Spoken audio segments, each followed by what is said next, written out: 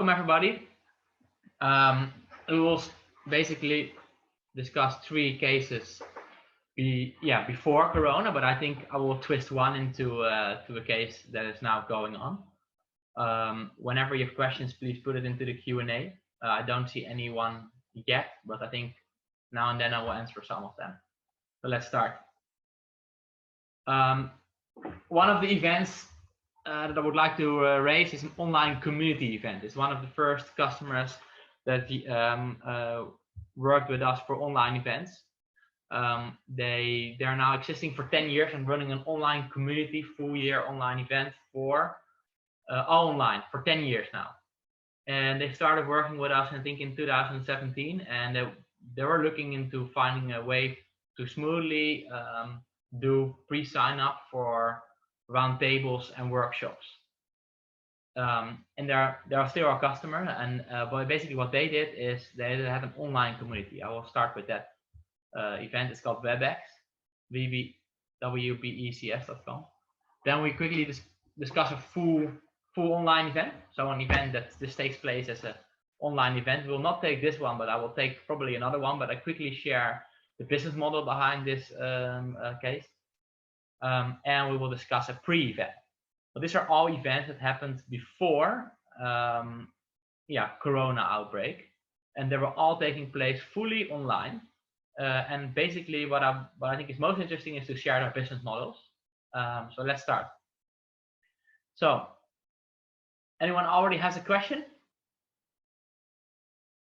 No? Great. So the objective of the online community of WBECS was that they had around 250 sessions, IM sessions, and also around 100 roundtables to take place over a 3-week event at that time. And they need an easy way for the attendees to view and register for each of the events. Basically, what they did is they were importing all of the sessions with dates, times, number of maximum participants into our system with Zoom links in NetworkTables, and they invited attendees to choose their spot at the roundtable discussions and IM sessions, seeing where else is attending. And I will quickly show you how that looks. 1 second. There we go. So basically what they have is their own branded design, and what they have here is a number of sessions, roundtables, and if I would go to a session, you see they're all fully booked. I can see what else is attending, and we help them with a smooth way to let people register with one account for a number of sessions throughout the whole year. And for them that was very important, because you can imagine if you have 200 or 300 sessions throughout the whole year, you want one platform to access all of the sessions instead of registering for every session separately, and you know, cannot find a way to bundle all of your Zoom links. Anyone has a question already that he can put in the Q&A about this case so far? No. Okay.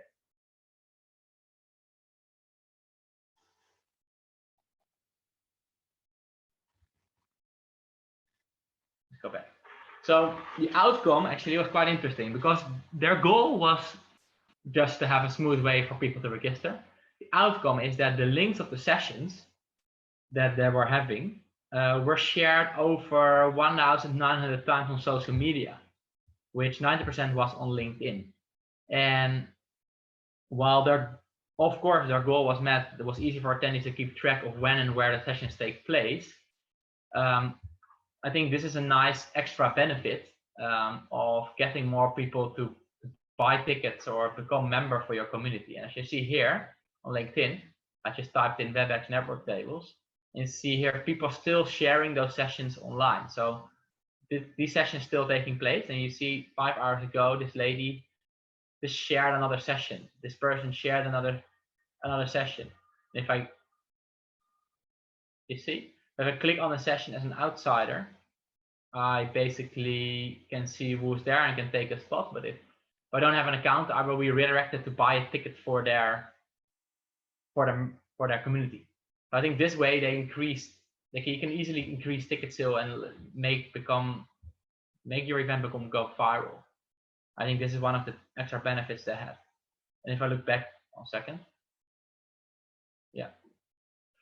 Also, what they saw is the 45-minute and 24-hour reminders that attendees get. They really increase the show-up rates. So I think for online events, show-up rates is a huge thing. So how are you dealing? Like, is anybody else already organized an online event? And what was their experience with show-up rate? Can someone raise their hand that already did an online event? Did someone organize an online event from the people that are now watching? Please, if so, raise your hand. Nobody, okay? Interesting. So what do you think the show-up rate will be for an online event? Can someone share that in the chat? 1 second.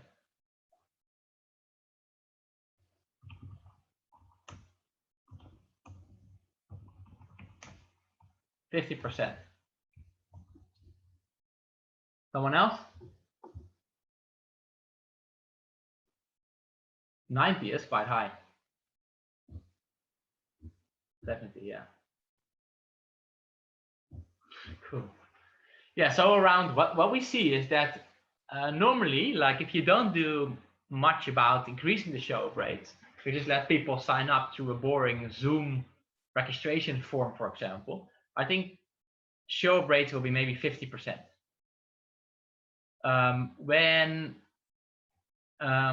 you use a tool like NetworkTables that, yeah, basically let you commit to a session a bit more, let you add it to your Google Calendar and get reminders all the time.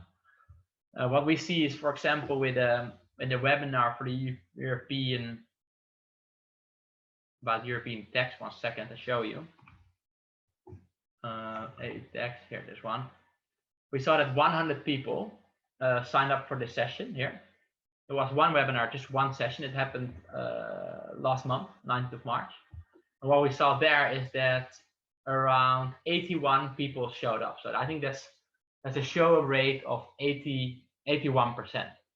I think that's already quite high for an online event. I think an online event, you should think about, if you don't do anything, if you just let people sign up, I think there's no-show is a very high thing. And for WebEx, this is one of the reasons they're still working with us, because the show-up rates are so high with all of the sessions, and it's very important for them also to track show and no-show. So let's go back to the case study.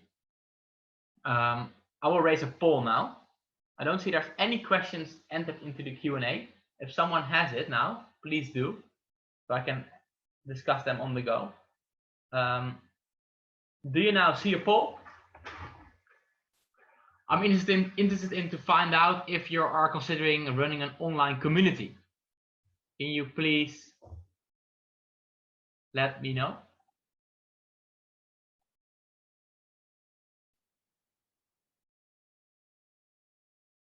I don't think you see my screen, but I think at this moment 11 out of 19 people voted. But there are still some people that are not entering the poll. Let's say it's fine now. I think what we see is that yes, it's 36%. Oh, 33. So 4 people are considering an online community. Interesting. So who is considering this online community at this moment? Can you please raise your hand?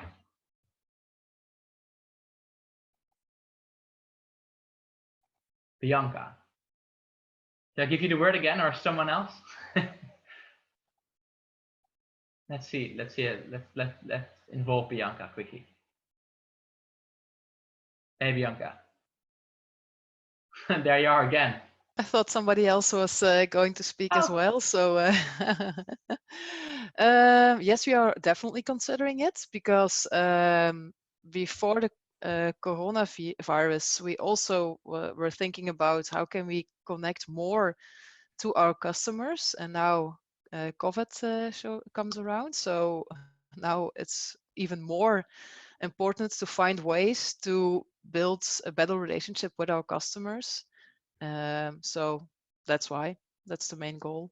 Now, have you already worked out the idea for it, like to be We're like how it could be done? we're busy. We are taking the preparations right now. So in the few coming weeks, we are preparing the program, the communication, not a pricing model, so they will be free. But we are thinking about how can we do it, what is the purpose for us, but also an advantage for our customers. So this is what we are thinking about right now. What is your biggest challenge?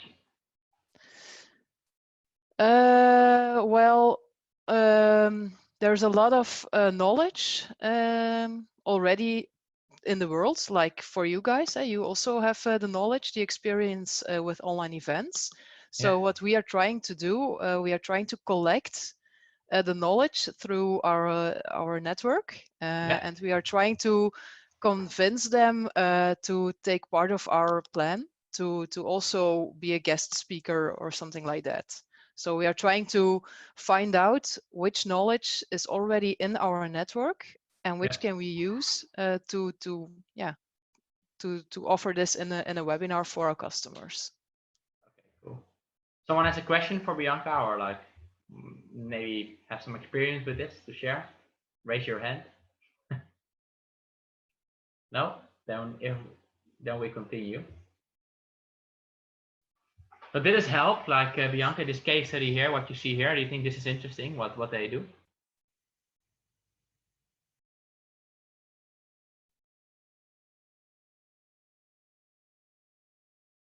Can you hear me? If I can hear you, sorry? Yeah. Oh, was it a question for me? Excuse me. Yeah, sorry. for you. Like, do you think this, what they do here, is an interesting way of running their community, like having online sessions with groups? Yeah, because if I can see that you can grow the number of participants via LinkedIn, then it's definitely something we should consider. And also, we already, of course, know your tool, so we were already convinced of the tool, but now even more, because if you say that the average show up percentage is 50%. Normally without a tool, yeah. Yeah, without a tool. So we definitely want to have a higher percentage than 50%. So yeah, that will be definitely an advantage to consider to use. So yeah. Okay, cool. Okay, let's continue and share some things on business models, how people are marketing things. Okay. Okay, cool. Thanks for joining. And next time it should be someone else. Yeah, please. Yeah. Okay. 1 second. Yeah. All right. So next case study is a full online event. Some event that they try to run online to grow their community. I quickly share that, but I then move on to how we converted another event from offline to online, because it's just interesting to look at what we have done like the last couple of weeks. But this event here, they wanted to expand the national community into an international community to grow their member base rapidly. That's why they set up a full online event with online keynotes, roundtables, and people basically were invited to join and attend the keynotes for free, or one keynote for free, that were already in the network. And basically they opened up registration for anybody in the world, and they were just sharing the link through the platform with all the sessions through newsletters. And this way they grow their member base rapidly through people attending those online sessions. And what they done is they used Eventbrite for ticketing. So they also made a paid model. If you would like to attend more sessions, you have to upgrade your ticket. So here you can see an example. I think this is interesting for some people that are also thinking about how to price their events. What you see here is that they use some sort of freemium model. So they can have, what I remember, they had a free ticket where you can attend the keynotes for free, or one keynote, and then you could upgrade. You see 3 keynotes with all roundtables, 5 keynotes with all roundtables, 6, 7 keynotes for all roundtables for free. So you see, so there's like you can build it up this way, and you can let people buy a ticket based on the value you provide. Someone has a question so far about this? If you do, please enter it in the Q&A, so I can address them later on. So the outcome of this event was that the event was attended by more than 2,000 people. The freemium event pricing model was put into place, that ticket upgrading tickets. And the community is now an international community. So for them, the use case was way bigger than just, running an online event and making money. But I think for many people that are considering online events now and trying to find a pricing model, I think it's important that you start with the low price for example, some elements, but that you also maybe still charge your official price and then give them the full conference. So who is currently thinking about pricing their online event? Who is already at this stage? How do you link the paid tickets with the online assets? Yeah, that's a very good question. Maybe also good to put in the Q&A so that we can answer those in the end. Is that all right? Did I put it into the Q&A? Can you put it into the Q&A, Yvonne, so that I can show you like after I address these cases? You know how to do that? Yeah, perfect. Okay, I'm going to answer this after the case. Is that all right?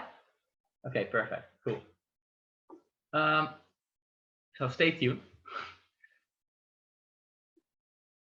Let me quickly raise a poll, because who is at this moment is considering launching a full online event? Oh.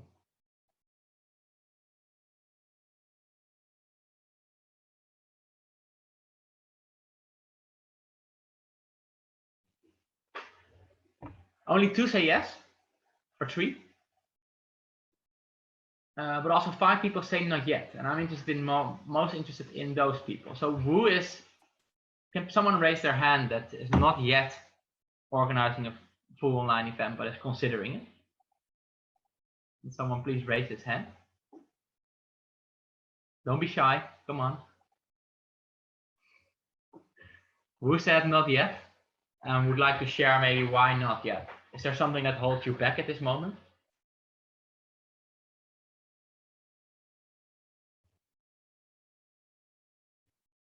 Or maybe someone that says yes? Can you raise your hand? Ivo de Lo. Let's involve Ivo de Lo quickly.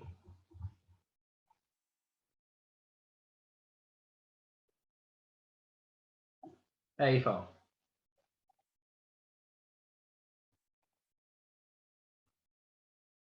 Can you talk?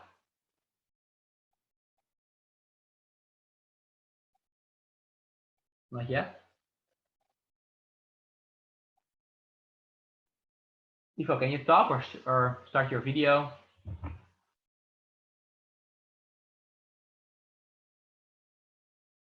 No. Okay. I have no mic. Okay, then it's going to be difficult. No, because it's not sure how long it takes before live events are allowed. Okay, good.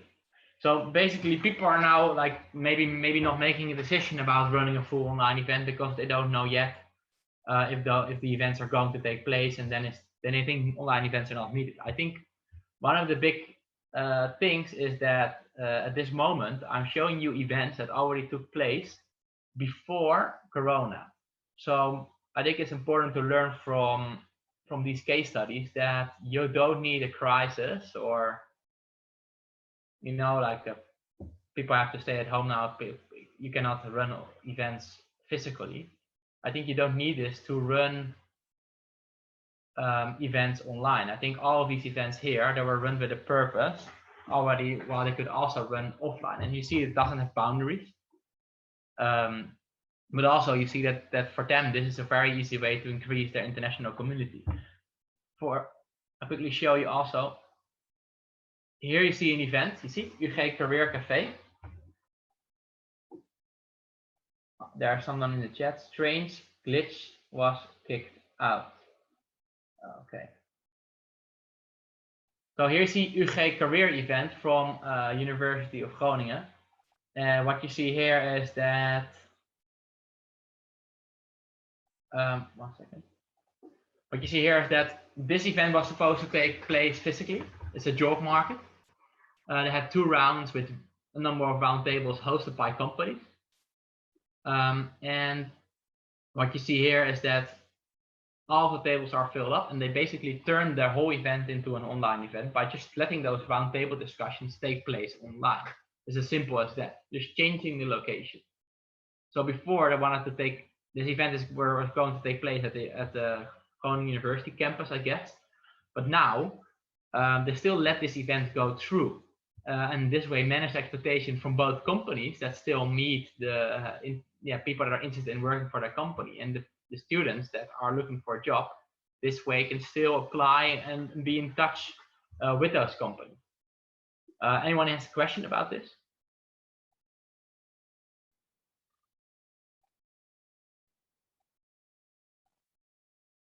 No? Okay. Well, this is an event that we, for example, transformed from offline to online. Another event was, let me quickly check this one. Oh. Where they wanted to organize a physical event with lots of breakout sessions. What they did is they made their event shorter, and they made 1 plenary session, as you see here. It was happening on the 2nd of April. And then what they did is they break out rooms. So 1, 2, 3, 4, 5 rounds of 2 sessions happening in parallel on different topics, you see? So it's a small online event where only 70 or 80 people attended. But for them, this is a very valuable way of coming together in one session in general, then break out to different sessions and sign up beforehand to the sessions you're interested in. As you can see as a speaker, you can also see who else signed up for the session. I think this is very important. And it also creates commitment for the people signing up, because they are looking forward to actually maybe even meeting those people. So this is another event that took place. This is like 10 days, 12 days ago. And we have lots of other cases now, and also bigger events that are starting up to go live with their events. And what you see is that, for example, organize virtual online one-on-one meetings. They organize like offline events, like online events. But for example, what could not take place is a drinks reception. But I think all of the other sessions that are more focused on presenting, exchanging knowledge, a meeting, so one-on-one meetings, those events can easily take place online. And I think sometimes are even more efficient doing it from home than doing it from a location and driving or flying around the world. I think that's why also online events will stay. What do you think? Will online events stay after Corona? Let me open the chat, see what people say. Bianca, yes. Bianca is active. Who else is active? For Charlotte, okay.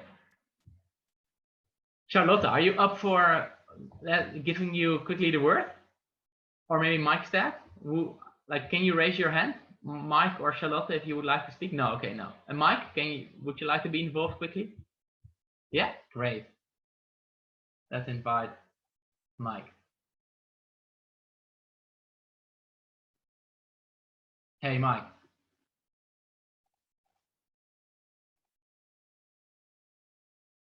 Oh, nice background. Hey, g'day everyone. So what do you think, Mike? What is your vision on this? Yeah, absolutely. I mean, we were already looking at how we could bring in people remotely prior to this, because we were seeing people having issues with getting travel approved. Some of our events were in very nice locations, and we were striking issues with anti-corruption, anti-bribery clauses from some customers. Basically, if you make it look too nice, they can't come because it looks like it's a party.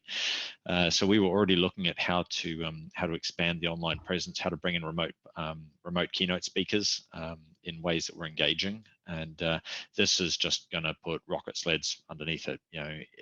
I reckon that virtual will be the new normal. That people will be meeting far more in online contexts, they'll be diving into stuff for an hour or 2 hours instead of taking 1 or 2 days to travel to something where they might have only been in the room for half a day. So I think this is absolutely going to explode. Someone disagrees with Mike? No, I'm open to ideas. Because do you think? I think some events will still definitely exist. I think. Oh yeah, I'm not saying that they won't, but it won't be normal. I think there will be far more collaboration done in this way, a lot faster, the whole speed of turnover. Now, if you're in an organization where you're only going to meet once a year, then yeah, sure. But again, it all comes down to your cost, and I think we're going to see a major repricing of time and travel.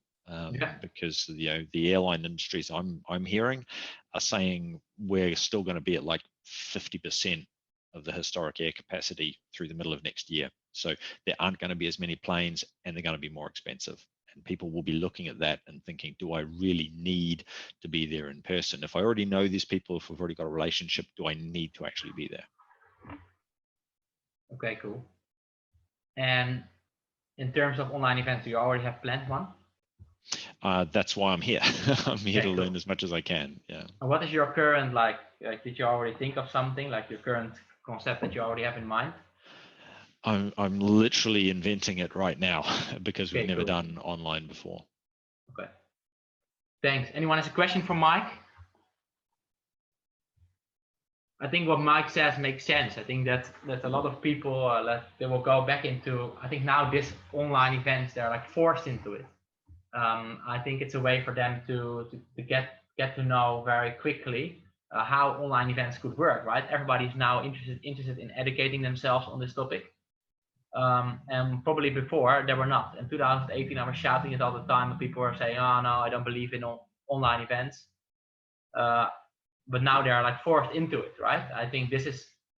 I don't know if it's a good way, but I think in this way, a lot of creative events can maybe arise from this. You agree?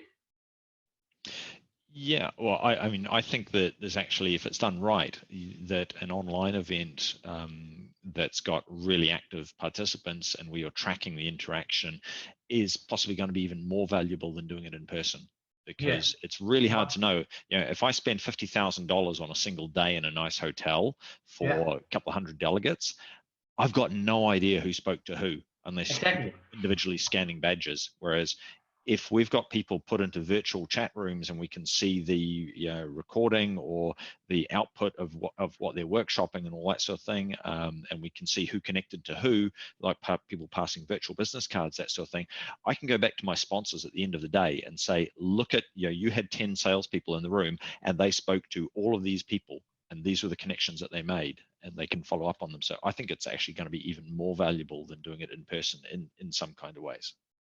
Yeah. Okay. Interesting. Yeah. Yeah, I agree. I mean, everything is now, it can be tracked, and I think some companies were already doing that with physical events, right? With all of those tools and everything. But I think now we're doing it online. Like as we speak, we can see who is answering the polls. Who has gave which answer. You can even follow up with the people after this session and connect with them through NetworkTables, for example, clicking on someone's profile, right? While normally people can just easily walk away. Maybe it's also for some people nicer, and then you cannot follow up with them. It's like, oh, who was this guy with with this gray hair or whatever? You know what I mean? Yeah, I really like the networking tables exchange contact where someone asks you and you have to approve it. I think that sort of reputation management, and particularly for people who are in very influential positions, they don't want to turn up to an event and then get bombarded with 500 people who just want a job or something like that. So otherwise they just won't come again. We've got to be really, really careful about how we lock that sort of stuff down and put the control into the hands of the person who's got the information, so they choose to share on their terms. Yeah, good to be. Okay, thanks for sharing your vision on this, and let's definitely follow up. Cool. Quickly move to the last case study and then just dive into questions, but I think it's way more interesting to dive into those questions. 1 second. Yeah. Great. So this was an online full event. I think there's definitely more to share. I cannot share them at this moment because they just went live. But if you want to have more case studies on events that we recently did, I can just send me an email through Matthijs@networktables.com. I'll put it into the chat. I'm happy to share some cases there. Let's look into an online pre-event, because I think this is very important in this stage. A lot of events are just postponing their events, physical events, to a later stage. And I think these are all cases before Corona. And I think what we saw here is that an online event, World Workplace Europe Meets Facility for the Future, very difficult name. They basically launched an online event to increase ticket sale for a physical event and make sure that people buy tickets earlier before the event than they would do normally.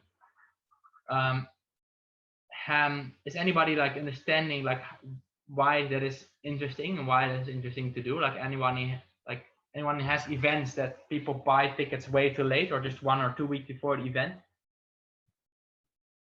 I think if you have such an event, I think organizing an online pre-event could be the way to engage the people that are considering or doubting buying a ticket, to actually activate them and buy their ticket earlier, because they are thinking, this is a great experience. Let's buy my ticket for the physical event and meet there in real person.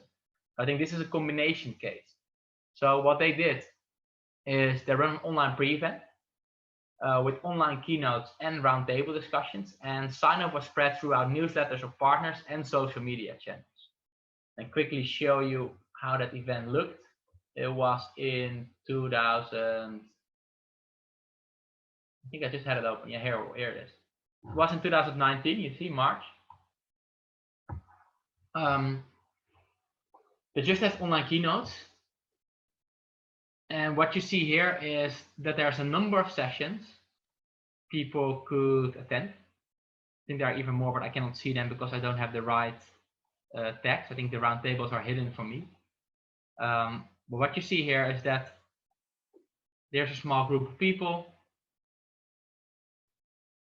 And here's a bigger group of people, for example. So one of the things, it's incorrect. Okay, 1 second. One of the things you want to know is like how many people are signing up for your sessions, and then allow people to boost attendance themselves online. I think what happened here in this case, they learned how to run their online event, and they're now doing their full online event as of today, with the learnings I think they got in 2019. And what they saw is that they saw an increase in ticket sale way earlier before the event. So because people were informed about this online pre-event and some of them attended those sessions, those people would then be activated to buy their ticket or buy their ticket for the online pre-event in combination with the offline event. I think there's a small number of people attended this event, like 200 people. But I think what's interesting is that at this moment, online pre-events can be organized. They could be organized in a small ways like this, with a couple of keynotes, roundtables, to still keep your community engaged. Is there someone that is considering running an online pre-event in this way with the same sort of goal?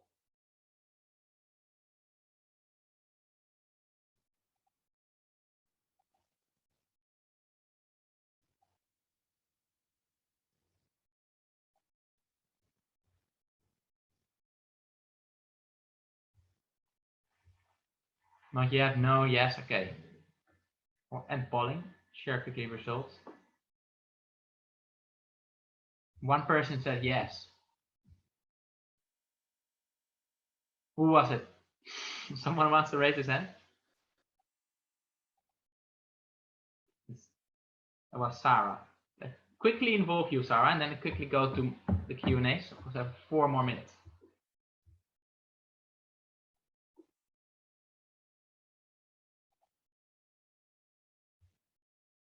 Hey, Sarah. Am I live? Yeah, you're live. You're in there. Hi, everyone. Yeah, I think this is all super applicable to us. I work at booking.com, and we've been organizing a mix of events, both physical and digital already. We do have a large scale event that we organize once a year physically. And this specifically is something that we had looked already at doing last year. So kind of engaging and activating partners, both that have already registered, but also as a convincing aspect to get them involved.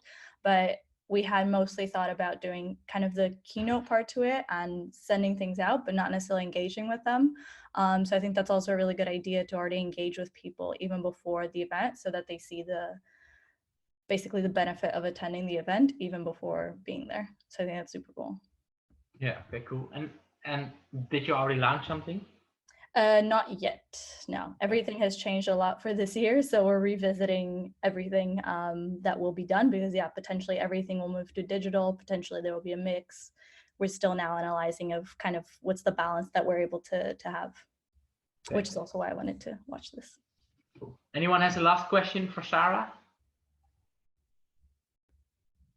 Maybe in the chat? Then no? Then I will start answering the questions. Is that all right? Sarah, are you still there? Yeah. I think you put some questions in as well, right? Yeah. Which one should I take? Either, any. Okay. Is there a balance between pre-recorded content and live content?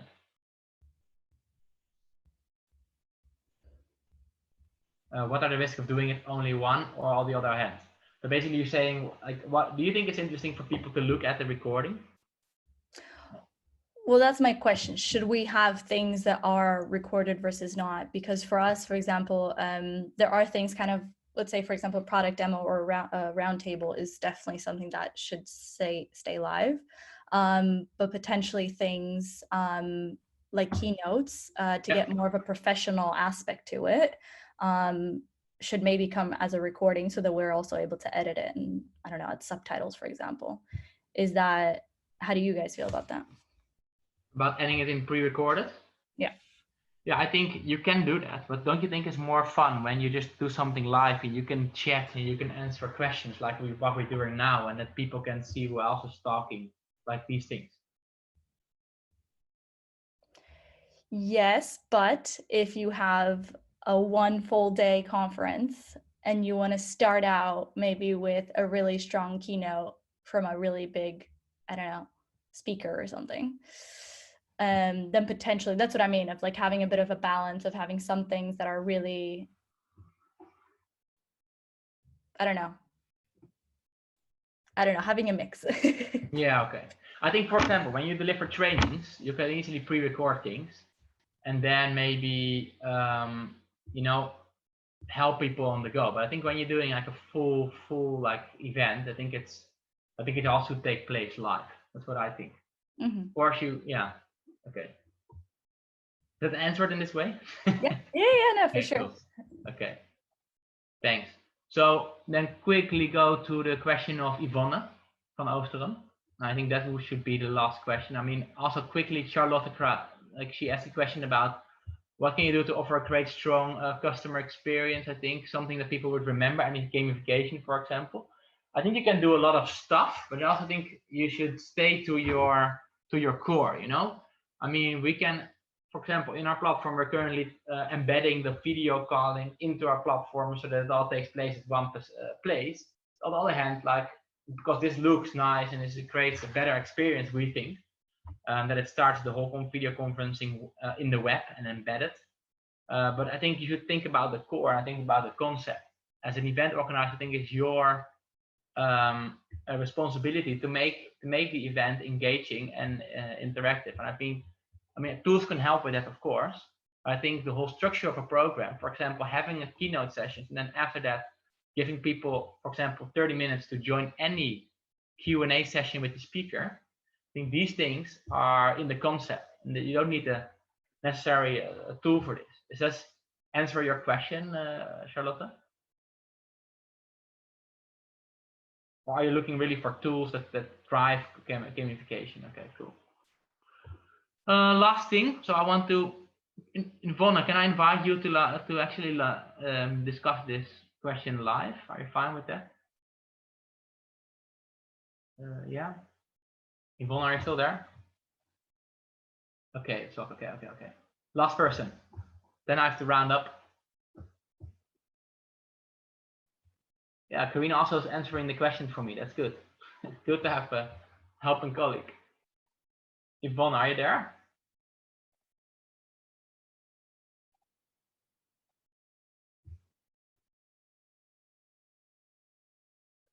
Can you speak, Yvonne? Or mute yourself, maybe?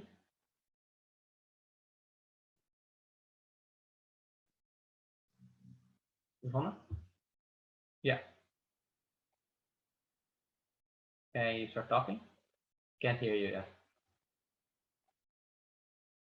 So Yvonne was basically asking, how do you link the paid tickets with online assets? I think it's very interesting feature. I will pause my screen quickly and quickly share that and then end this presentation. And then what I would recommend is if anyone has questions, they can jump into my personal meeting room. I will give the link soon. I'll quickly share this feature with you. 1 second. So,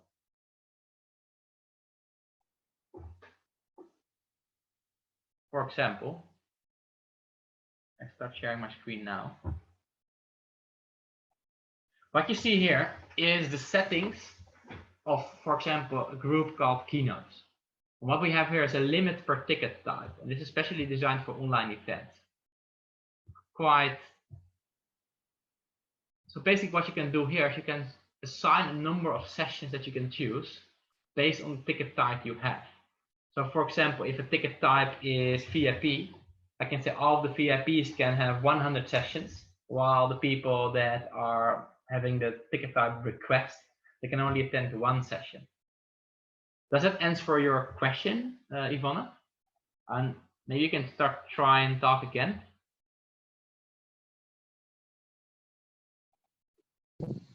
Yeah, now we hear you. Yeah, can you hear me? Yeah, perfect. Nice.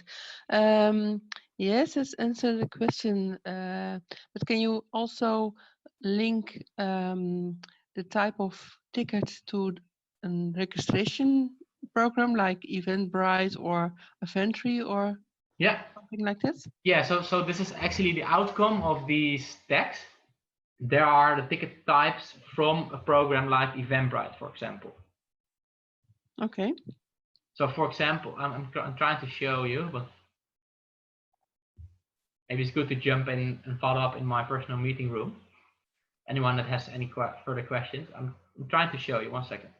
Yeah, I'm going to share my screen. You see my screen? Yes, I do. So you can connect NetworkTables, our tool, with ticketing providers, such as Eventbrite. Then when people are imported into the tool from the ticket registration, they get a certain ticket type. You see that as a tag on the attendee. Does that make sense to you, Yvonne? Yeah, you import the participants within the network table environment? Yeah, automatically, because you have linked it, for example, you have linked it with Eventbrite. With an IP or?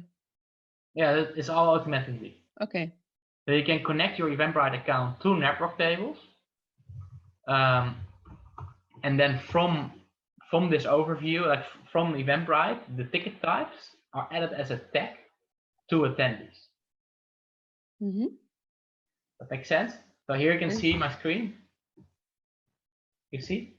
People are being imported automatically, and they automatically also get these tags. You see? Ticket class general ticket. Okay. And then when you in the sessions overview set rules, you can, it's an advanced feature. So basically you can set a rule for this time slot, the maximum number of, you see here's all of the ticket types. You see that? Yeah.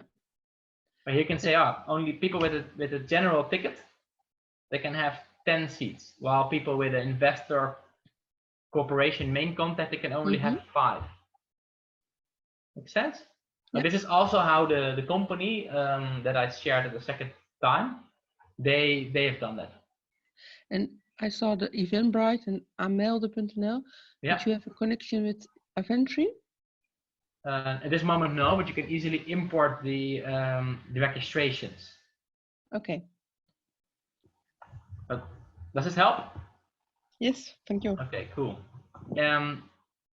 Yeah, thanks for all for attending. I just quickly launched my last poll. So would you like to know more about network tables? That's the question. And what I also would like to do is, oh, 5 people say yes. Interesting. So maybe those people, or people in general, like who would like to like quickly follow up for like 10 minutes, like having some sort of Q&A session after this session. Is there someone? Maybe put it into the chat. I put my link here. You see that? networktables.com/demo room.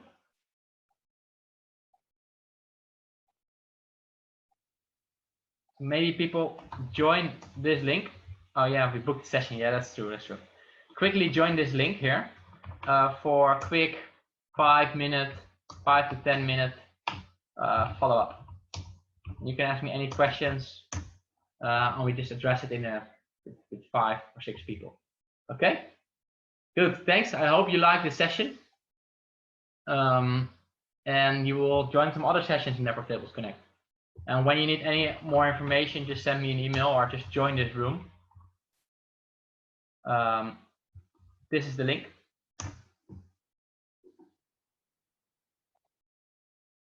And hope you have a safe day. Bye-bye.